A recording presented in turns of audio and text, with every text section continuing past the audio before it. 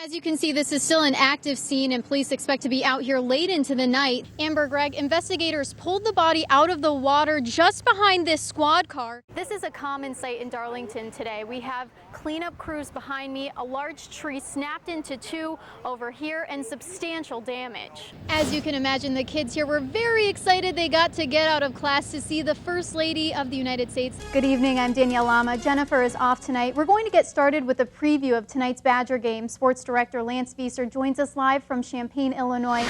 So Lance, what's the atmosphere like out there? Angelisa says right now she's looking for a second job. She says she never expected a permanent home to happen quickly here in Madison, but at this point it is looking very possible, and we'll of course keep everyone updated. Good to see they're getting help. Danielle, thank you. Police say a 5-year-old boy was so badly hurt he's fighting for his life tonight, but they haven't told us what happened or what kind of injuries he has. Authorities say the suspect stopped to ask the teen for directions. He then grabbed him and tried to pull him inside the car. Traffic in and out of here all day. Right now, volunteers are just packing up these trucks behind me. She joins us live right now with more on that community's reaction. Danielle.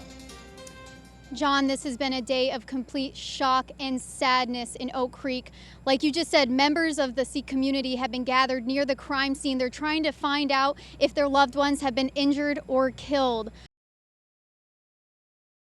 Sun Prairie police are working on a child abuse case tonight that involves a 5-year-old with life-threatening injuries. Our Danielle Lama spoke with authorities and neighbors about the ongoing investigation.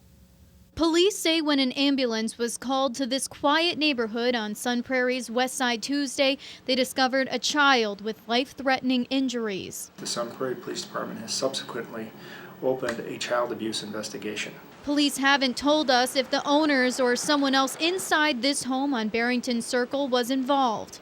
From day into night, a police squad car has remained in front of the home. Neighbors tell us officials have been in and out since Tuesday.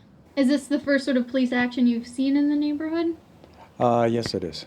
Lee Martinson says he's been living on the block for 21 years. The houses where the incident took place, they have approximately 4 children. About a month ago, we noticed that there was another family that seemed to move in on a temporary basis. We really don't know anything about them or anything like that, but we noticed that there was another small child there, another gentleman, and another woman. Police won't tell us if any arrests have been made or any details of the circumstances surrounding the suspected abuse. This is an ongoing and very serious investigation, and as a result, in an effort not to compromise the investigation, we can reveal no other details at this time.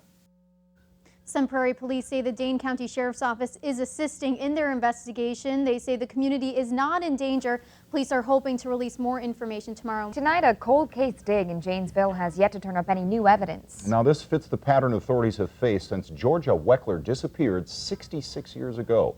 In continuing coverage tonight, Danielle Lama was in Janesville today and has the backstory. Investigators hold out hope. That's our oldest cold case file that we have.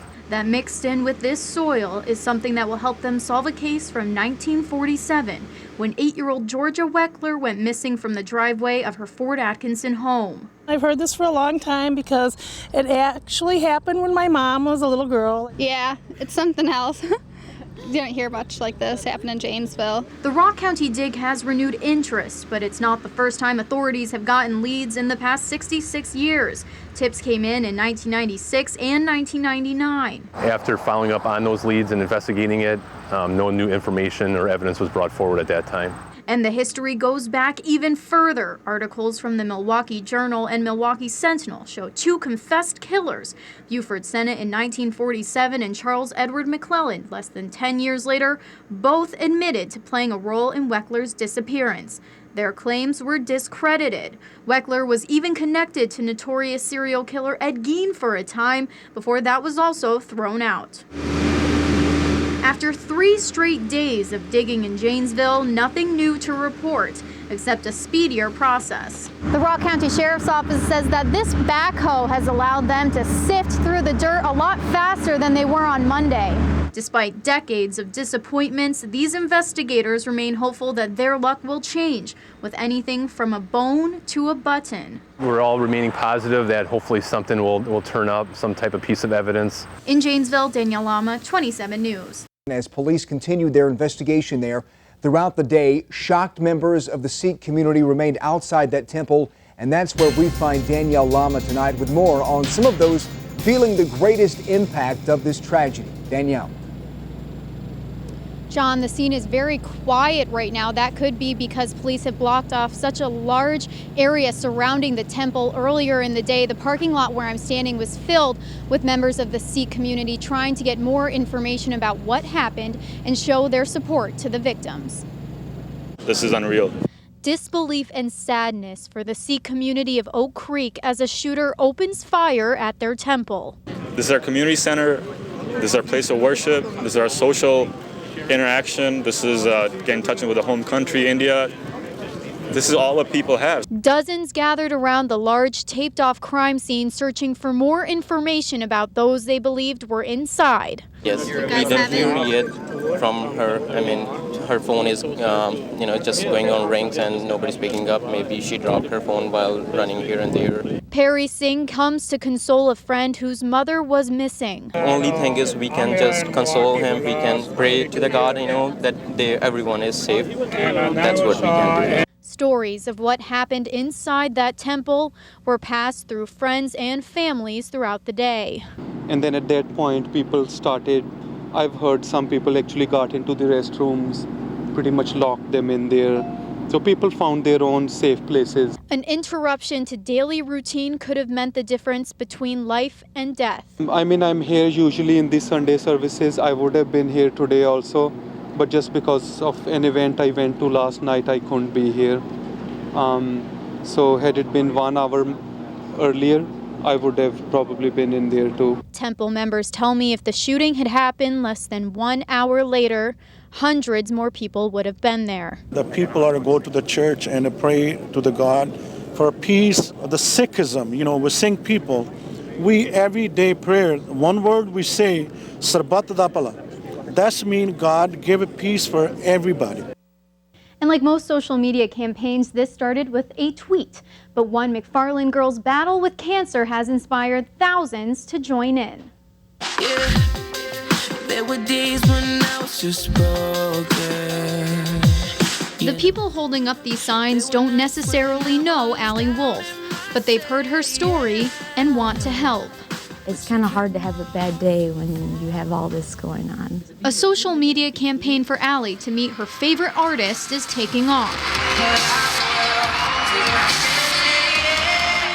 And I said, Katie, can we get Justin to meet Allie at his concert? And she was like, maybe. It started with 2 of her friends. We posted the video on Sunday. It has over 20,000 views. We made a Facebook page that has 7,000 likes. Everyone's tweeting. There's like a tweet per second, and it's just getting huge. At 19 years old, Allie has a rare form of cancer. Well, right after my freshman year of college at UW Oshkosh, I was diagnosed with a neuroendocrine tumor in my liver. And so right away I started off with chemotherapy this summer. And then I was scheduled for a liver transplant this election in November 6th.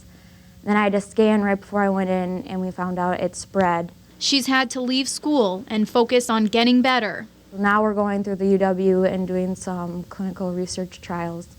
And she's got a lot of support from family, friends, local businesses, the UW, strangers, and celebrities like Donald Driver, who's been pushing for Packer Nation support. Usually they'll text me like, did you just go look at this famous person? They just tweeted it. So they're usually pretty good at telling me where to look. The girls are going to Justin Bieber's concert in Chicago on December 15th. The whole idea started at his concert in Milwaukee earlier this year. I think it's nice that they're getting my cancer, which is really rare, out in the public eye. And she is so literally the strongest person I've ever met. She is coming back literally like 10 times harder, and she's gonna fight this. Allie is too old to qualify for Make-A-Wish, so Ariel and Katie say Bieber will be on the Ellen Show late next week, and so they're hoping Ellen can help make this happen. She's obviously got a great support network. They're going to continue this, I take it. Exactly. On Tuesday, it's Allie's 20th birthday, so they're planning on sort of blasting Ellen's Twitter and Facebook page to make sure that message is really clear. Power of social media. Exactly. It'll probably work, if anything will.